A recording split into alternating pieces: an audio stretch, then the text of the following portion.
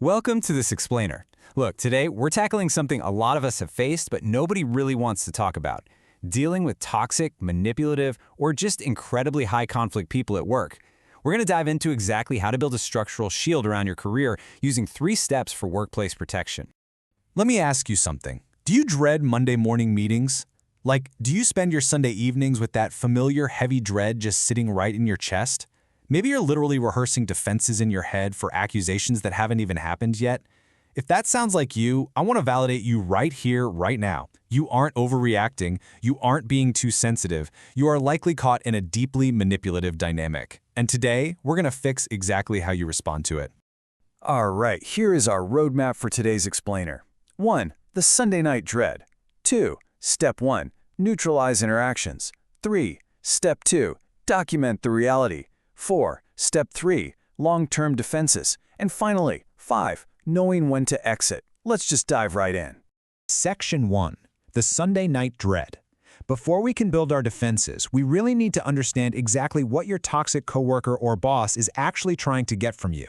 Because it's not just about the work. It's about a very specific psychological dynamic. It all boils down to this concept called narcissistic supply. This explains why they target you. They extract attention, emotional reactions, and a sense of control from other people just to regulate their own incredibly fragile self-worth.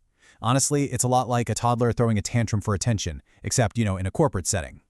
So your defensive late-night emails, your visible flinches in a meeting, or the way your voice tightens up when they publicly steal your credit, that right there, that is the exact fuel they are hunting for.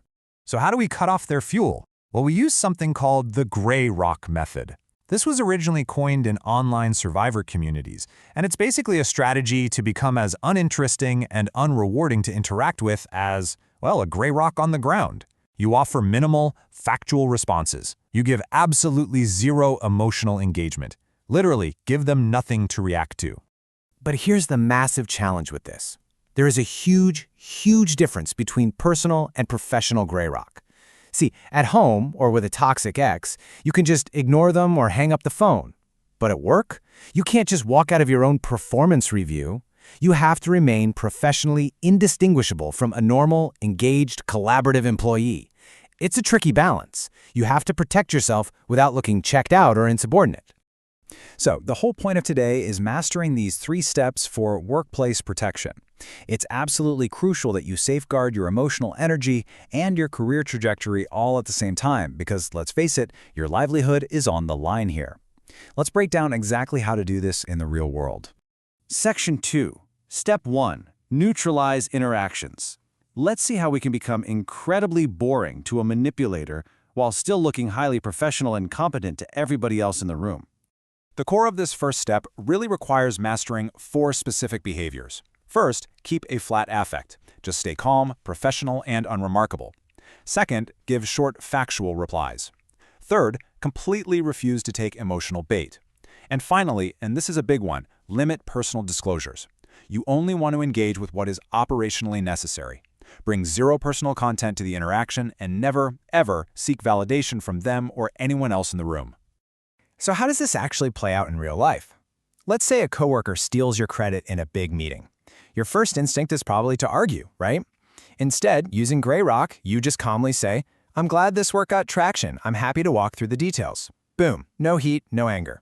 Or, say your boss moves the goalposts on your performance review. You don't get defensive, you just ask neutrally, "Can you help me understand what changed?" You're forcing them to stick purely to the facts. But listen, you really have to be careful of something called behavioral contagion. Research actually shows there's a real risk of absorbing your boss's dark traits when you're under intense pressure. You might suddenly find yourself becoming cynical or snapping at your other colleagues. So consciously reminding yourself, maybe even out loud, that you will not become them is a vital part of doing gray rock well. You are staying yourself, even when you're under fire. Moving on to Section 3. Step 2. Document the reality. Neutralizing the moment is fantastic, but honestly, it's only half the battle. You have to protect the overarching narrative of your work. And this is exactly where email becomes your absolute best friend. Email allows you to create a cold, hard, factual record. Keep your messages strictly to 3 to 5 sentences. Completely exclude all emotional closing lines. No "I feel" or "I'm so frustrated by this." And make it a habit to instantly recap any meetings where decisions were kept vague or where credit was conveniently shifted away from you. I highly recommend keeping a perfectly bland recap script right in your back pocket, something just like this. Following up on today's decisions. Let me know if I've missed anything. Using a script like this forces the toxic person to do one of two things. Either articulate their manipulative change on the permanent written record, or just quietly back off. It is an incredibly powerful, totally professional shield. All right, Section 4, Step 3, Long-Term Defenses. Because gray rock is a holding pattern, not a final destination, we have to build structural, long-term protection for your career. You literally cannot fight a toxic manager in a vacuum. You have to actively build independent credibility. Start connecting with mentors, industry contacts, and other colleagues who know your real value, completely separate from your manager's skewed narrative. You also need to establish financial clarity so you aren't trapped by desperation. And frankly, you should consider consulting an employment attorney early on just to know what your documentation is actually worth. Okay, we need to talk about human resources for a second. Here is a really hard truth. HR's job is to protect the organization, not you. Now, that doesn't mean HR is completely useless, but it does mean you only go to them once you are fully armed. You don't walk in there to complain about a bad feeling. You go in with specific dates, witness names, and that cold, hard documentation you built up in Step 2. Section 5. Knowing when to exit. We absolutely have to acknowledge the limits of this whole method, because you really cannot gray rock your way out of everything. This strategy absolutely breaks down under a few specific conditions. For instance, if the antagonist has unchecked organizational power, like say they're the founder, or senior leadership is completely complicit, gray rock is just going to slow the damage. It won't stop it. Or if their toxic behavior actively escalates because they realize they can't control you anymore.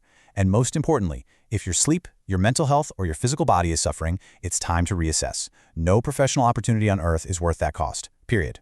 I want to be so clear on this. Leaving is a rational response, not a failure of resilience. Studies actually show that workplace bullying directly drives up turnover and tension. It's a systemic issue, meaning that deciding to leave an abusive, toxic work environment is not a failure on your part at all. It is actually the smartest, most logical, and rational move you can possibly make to protect yourself from an environment that's generating harm faster than you can manage it. So I'm going to leave you with this provocative question to weigh as you practice these strategies. Is staying in this role costing you more emotionally and physically than it actually pays you financially? Protect your energy first, use these 3 steps for workplace protection, but always remember that your ultimate career success depends entirely on your well-being. Take care of yourselves, and thank you so much for joining me for this explainer.